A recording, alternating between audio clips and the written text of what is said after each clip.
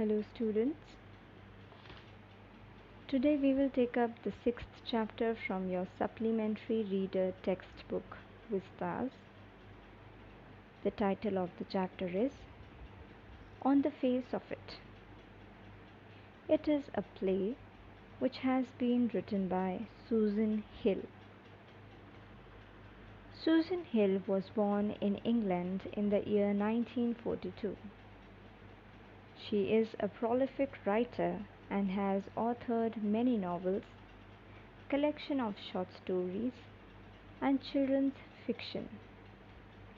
Her novels include The Woman in Black, The Mist in the Mirror, and I Am the King of the Castle, for which she received the Somerset Maugham Award in 1971. She was appointed Commander of the Order of the British Empire in the 2012 Birthday Honours for Services to Literature. In her semi-autobiographical novel In the Springtime of the Year 1974, she talks a great deal about loss, sense of loneliness and isolation, and is reminiscent of Derry from the play On the Face of It. Now, before beginning the reading of the play, I will give you a brief introduction of the play.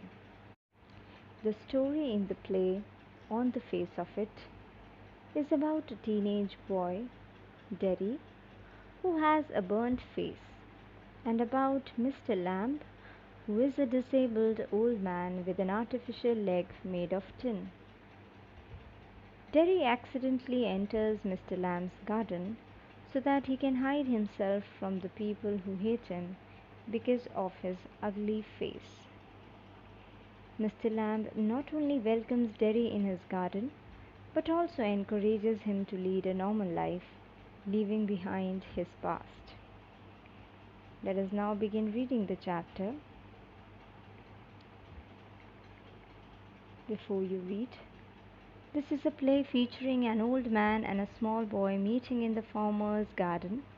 The old man strikes up a friendship with the boy, who is very withdrawn and defiant. What is the bond that unites the two? Let's read. Scene 1. Mr. Lamb's garden.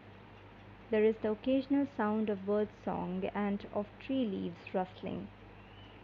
Derry's footsteps are heard as he walks slowly and tentatively through the long grass. He pauses, then walks on again. He comes round a screen of bushes, so that when Mr. Lamb speaks to him, he is close at hand, and Derry is startled.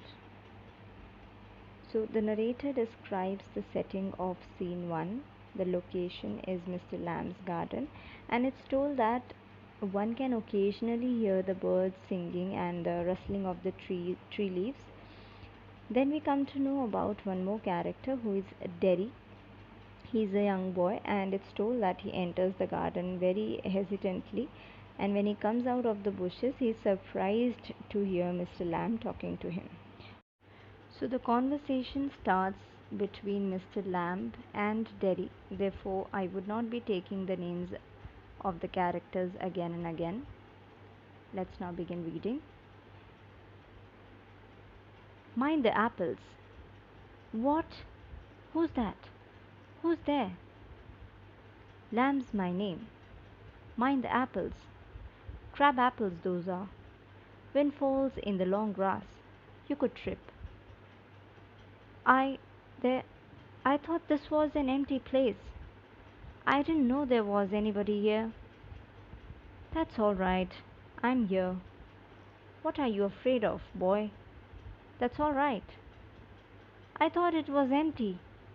An empty house. So it is. Since I am out here in the garden, it is empty until I go back inside. In the meantime, I'm out here and likely to stop. A day like this, beautiful day, not a day to be indoors. I have to go.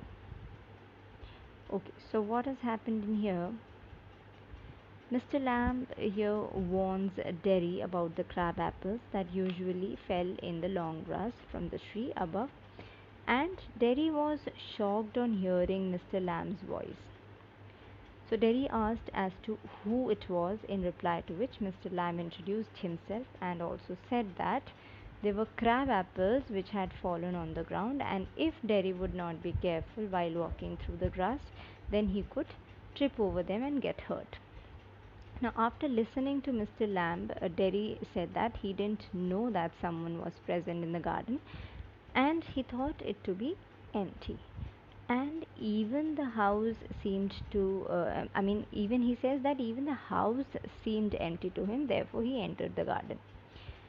Now, Mr. Lamb tried to comfort the boy here. He tried to comfort him by saying that the house was empty as he was out in the garden, and until he goes inside the house would still remain empty only.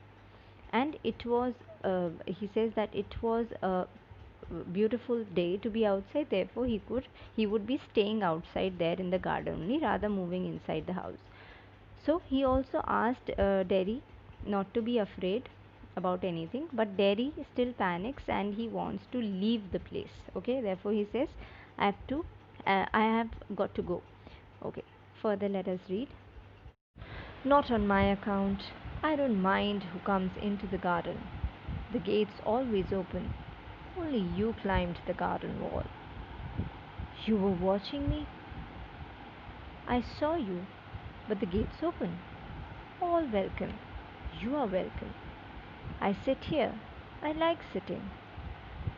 I had not come to steal anything. No, no. The young lads steal. Scrum the apples.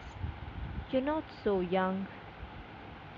I just wanted to come into the garden. So you did. Here we are, then.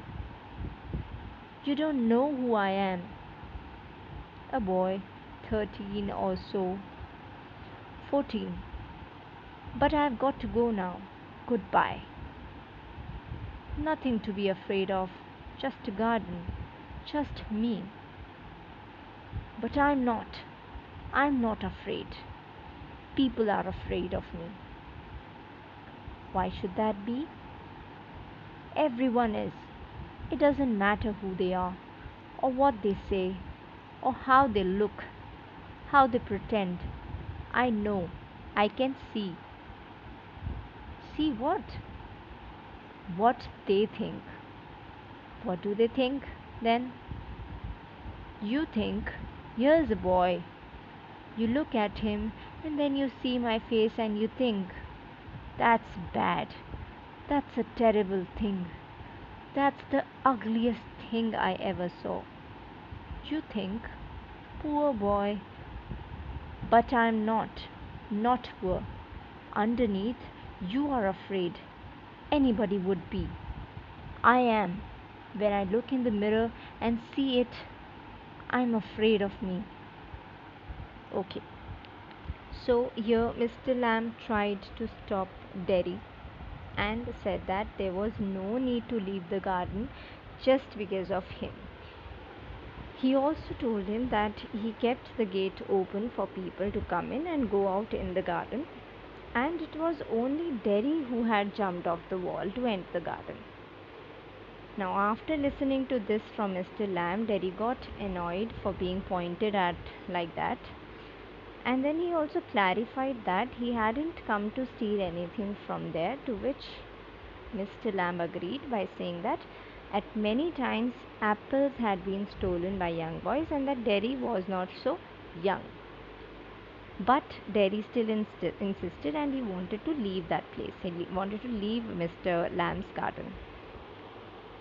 Now Mr. Lamb tried to comfort him again, and he again told him not to be afraid of anybody, or not to be afraid of Mr. Lamb himself, and he asked him to stay there in the garden for a while.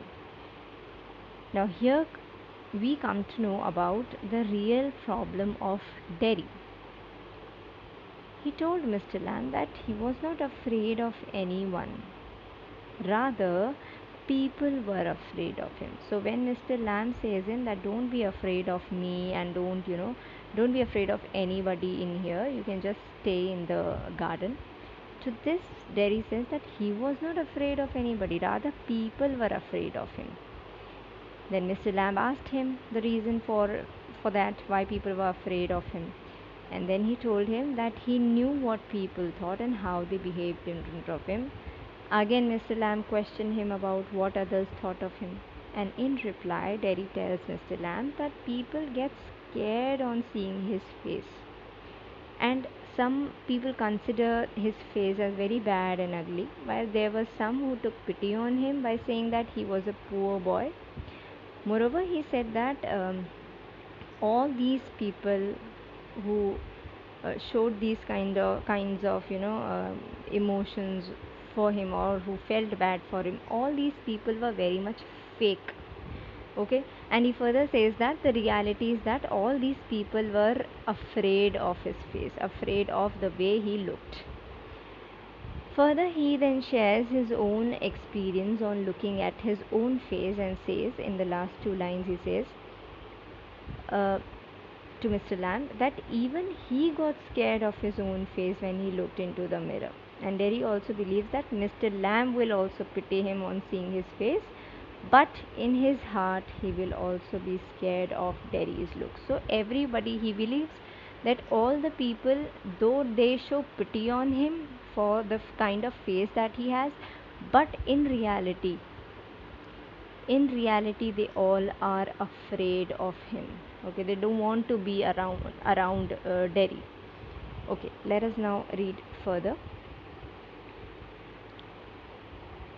No, not the whole of you. Not of you. Yes.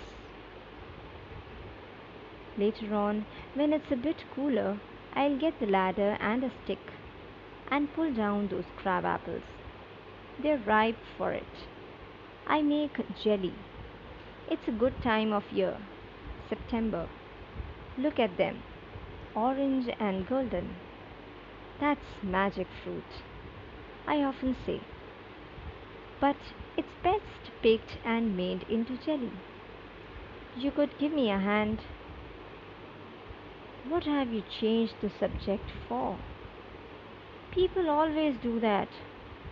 Why don't you ask me? Why do you do what they all do and pretend it isn't true and isn't there? In case I see you looking and mind and get upset, I'll tell.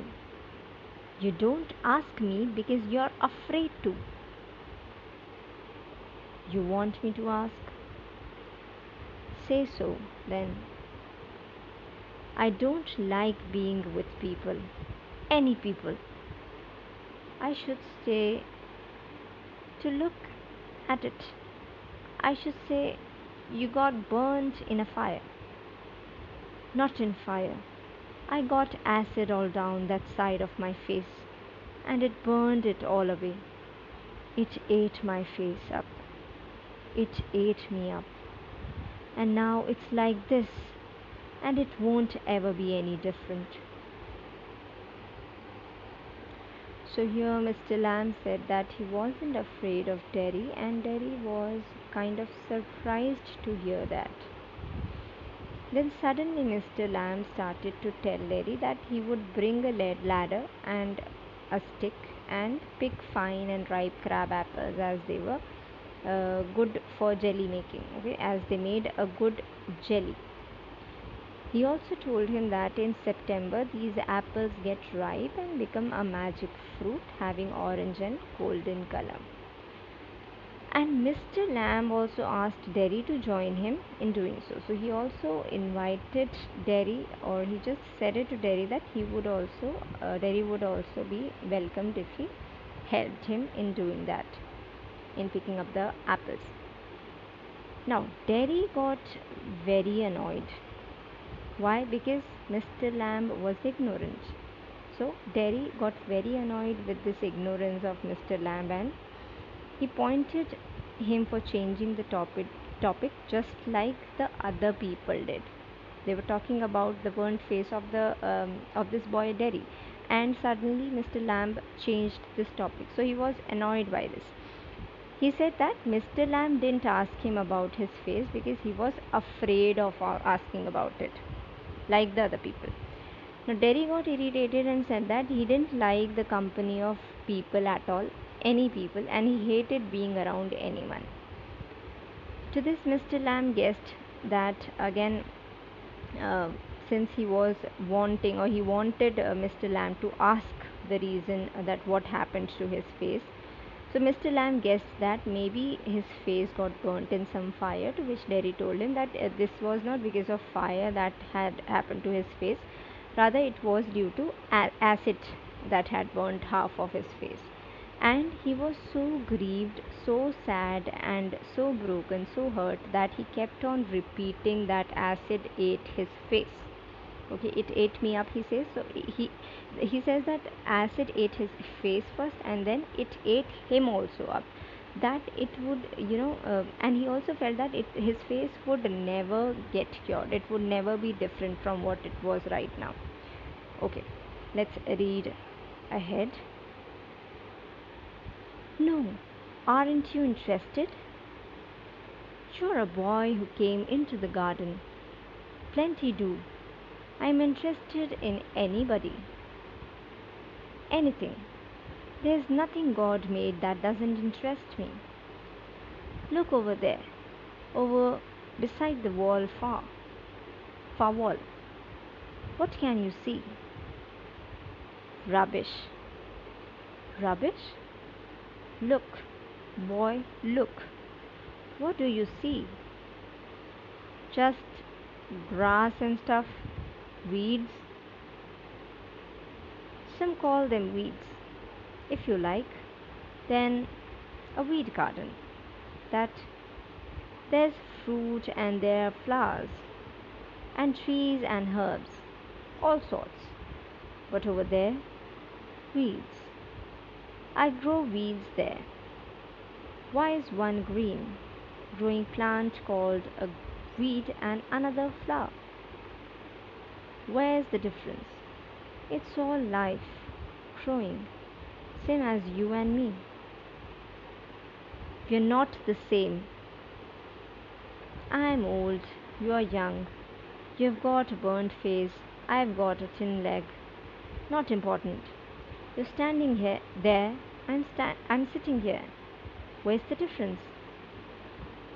Why have you got a thin leg? Real one got blown off years back. Lamey lamb, some kids say. Haven't you heard them? You will. Lamey lamb. It fits. Doesn't trouble me. But you can put on trousers and cover it up and no one sees. They don't have to notice and stare. Some do, some don't. They get tired of it in the end. There's plenty of other things to stare at, like my face, like crab apples, or the weeds, or a spider climbing up our silken ladder, or my tall sunflowers. Okay, so Mr. Lamb did not agree with him, with Derry, and thought that he was not interested in the story. Okay. To this, Mr. Lamb said that he was interested in each and every creation of God, and he pointed out at a wall and asked Derry that what did he see beyond it, to which Derry replied that it was all rubbish, some grass, and also there were some weeds, which again we all know that are considered to be unwanted plants. Now here Mr. Lamb explained or tried to explain to Derry that there were a number of plants in his garden. There were flowers, trees, and herbs. Some plants were considered good, and some were called unwanted plants, that is, weed. And it was not because they were different as all of them were green in color, it was just about how people considered to be them to be. Okay, so it was all perception of people, different perceptions of people. Either they would consider weed as herbs or as useless plants.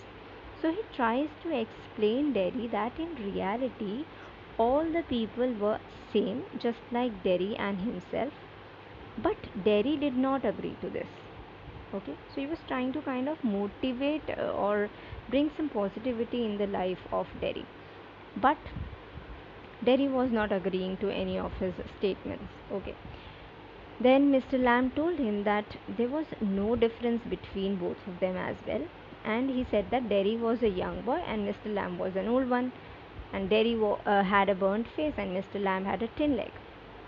Now Derry was standing and he was sitting. This also he says that Derry was standing and he was sitting, but these things were not so important, and so they didn't make any kind of difference in their life.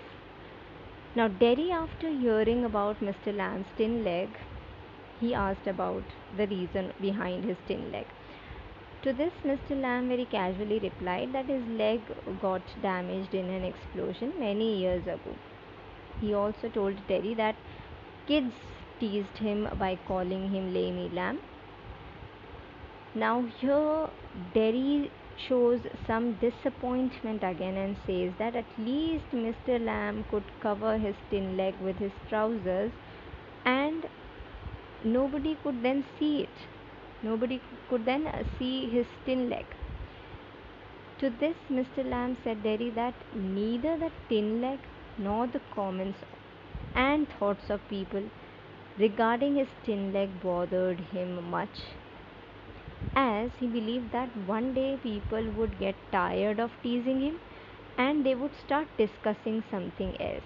So, none of the comments or none of the feelings, none of the thoughts of people regarding his thin leg bothered Mr. Lamb, as he again believed that someday they would be tired and they would find something else, some other topic to be discussed. Okay. Derry showed his face again. He says this dialogue that, like my face, he says. So he feels that people would see something else, or people would talk about something else, and that would be his face. So he says, he shows his face to Mr. Lamb and he says that people would then talk about his face if not about Mr. Lemmy Lamb's or Mr. Lamb's thin leg. To which Mr. Lamb said that people would start discussing about the things like crab apples, about weeds, spiders, and the tall sunflowers, or there could also be some of the other things that people would probably look at and discuss. Okay, but not about his face or his thin leg. So we can see here clearly that how Mr. Lamb is again and again trying to change the negative mindset of Derry into a positive one. Okay. Further, let us read. Things. It's all relative. Beauty and the Beast. What's that supposed to mean? You tell me. You need not think they haven't all told me that fairy story before. It's not what you look like, it's what you are inside. Handsome is as handsome does. Beauty loved the monstrous beast for himself, and when she kissed him, he changed into a handsome prince. Only he would not. He would not have stayed a monstrous beast. I won't change. In that way, no, you won't. And no one will kiss me, ever. Only my mother. And she kisses me on the other side of my face. And I don't like my mother to kiss me. She does it because she has to. Why should I like that? I don't care if nobody ever kisses me. Ah, but do you care if you never kiss them? What? Girls, pretty girls, long hair and large eyes, people you love. Who let me? Not one. Who can tell? Okay, so Derry now commented that the other things mentioned by Mr. Lamb were things, that is, they were not living, they were non living things. Now, Mr. Lamb replied that all the things were related to each other, just like beauty is related to the beast, that is, a beautiful creation is related to ugliness. So, everything was related. Now, Derry was confused, and then Mr. Lamb asked for Derry's opinion, and Derry replied that often he had heard people saying that beauty is not related to one's appearance, rather, inner beauty is our real beauty. And he had even heard from people that even a handsome man is the one who does something good for others rather than one who looks good. So he said that once a beautiful girl, he tells about the story of the beauty and the beast, and he says that once a beautiful girl loved a beast for who he was, and she kissed him, which turned the beast into a handsome prince. But he says that the beast wouldn't have changed if the girl hadn't kissed him. And then again he got disappointed and said that he won't be able to change like the beast did. From a monster to a prince, he won't be able to. He changed that monster, the beast, but then this person, Derry, won't be able to change like the monster did. And Mr. Lamb also agreed with what Derry said. So we come to understand over here that Mr. Lamb didn't wanted Derry to imagine things which would, or to dream things which would never take place in his life.